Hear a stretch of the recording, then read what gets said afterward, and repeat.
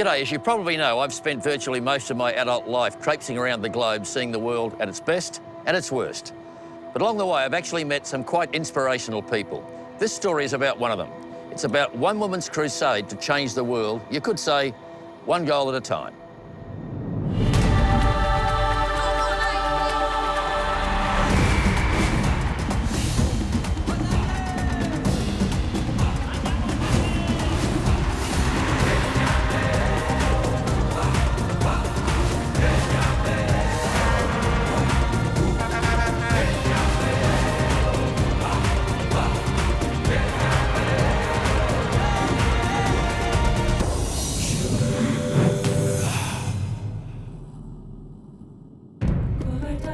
Each year, Australia grants visas to about 13,000 humanitarian refugees.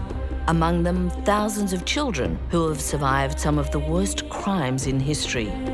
The Football United program was founded in 2006 by Anne Bunde-Beroost to give them and other disadvantaged youth a safe haven in Australia, a sanctuary where they could feel comfortable, forget the troubles of the past, and begin finding their feet in their new homeland.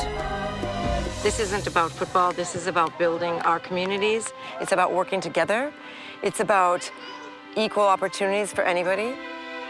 Passion for something that you can't describe really in words. You just have to see.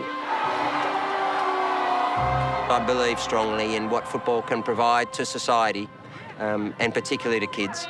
And we haven't had enough good programs and well-run programs. Football is something that anybody can play, guys, girls, doesn't matter where you're from, your background, or even what's happening at home. It's very important in the sense that it allows them to basically forget their worries, enjoy something that they probably haven't been able to enjoy freely in their countries at home. I've always wanted to find a way to impact on building peace in this world, and through young people, I really believe we have a chance. So, for me, this is as much a dream as it is for these kids.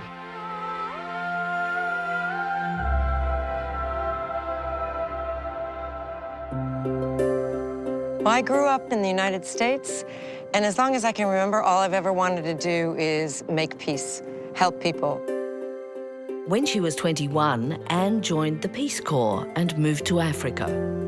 It was there that she met Thomas Beroost, a Frenchman who would soon become her husband. Several years later, they moved to France. In 1998, we were living in Paris. We had been living in Paris for quite a few years, and the World Cup was something exceptional. This is the day my son Florian and we were getting ready to go down to the Champs-Élysées for the celebration of the French victory.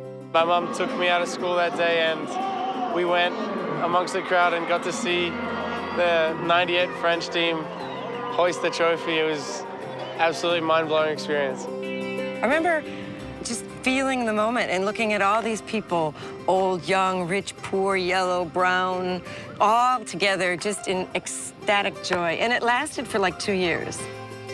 It was a powerful moment that would forever change her life.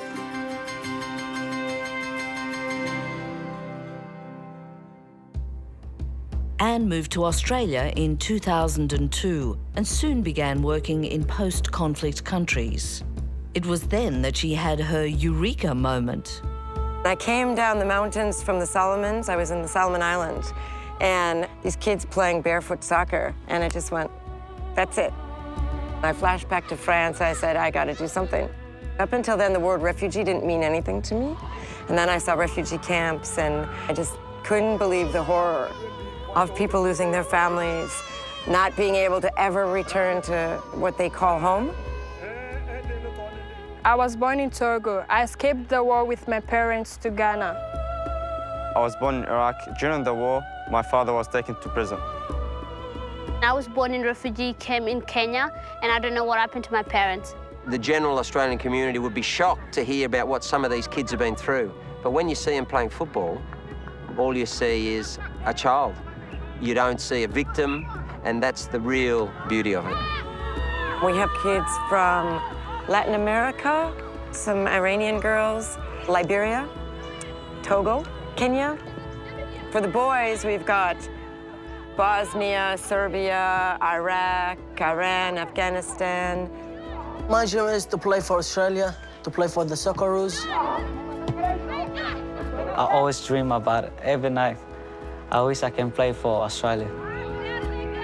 We love football, and we're doing Australia.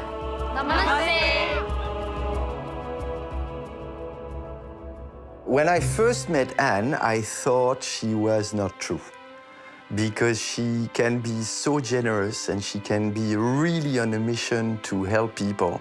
And after now, poof, 27 years, the truth is she means it. She's really out there to save the world. Anne is a consummate saleswoman.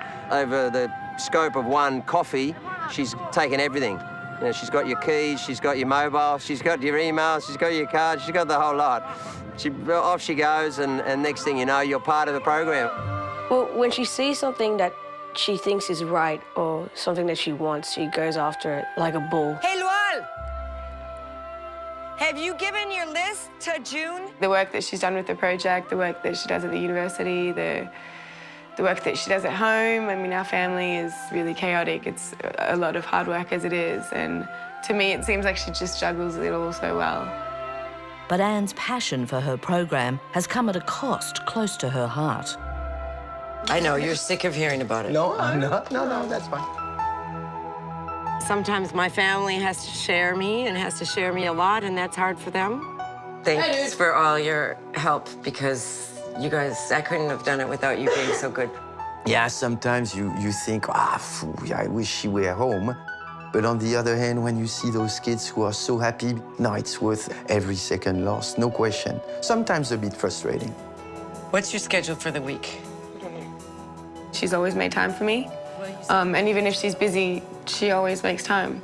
Even if it's not that much time, it's still quality time together. Very proud of you. Great. Bravo.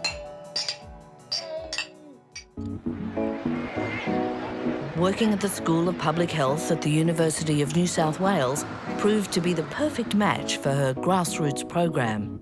The university has an objective of fostering not only learning, but societal change, and that's what this program's all about. So to me, it was always a no-brainer.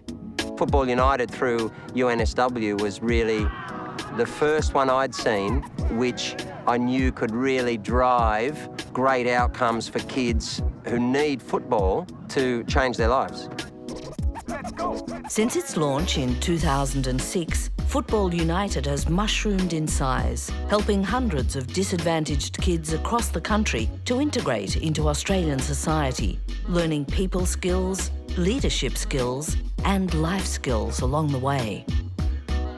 In mid-2009, as the profile of the program continued to rise, Anne received an email from FIFA inviting her to bring a team of 8 kids to participate in the Football for Hope Festival, an international event for underprivileged kids during the last week of the 2010 World Cup in South Africa. Football can connect people, and if you connect people, you have a direct dialogue. You are together. Football is a very contagious and very passionate sport. Sportsmanship is a very important part of life. The festival is an attempt by the governors of the World Game to prove that football can and does have the power to change kids' lives. Football for Hope, the festival, is bringing kids from 32 countries in the world together through football to play a tournament, to learn about each other, to exchange about their cultures, about their backgrounds, to hopefully grow together. But the journey to South Africa would trigger huge problems, deciding which 8 kids would get to go to Johannesburg and raising the massive funds required to transform Anne's dream into reality.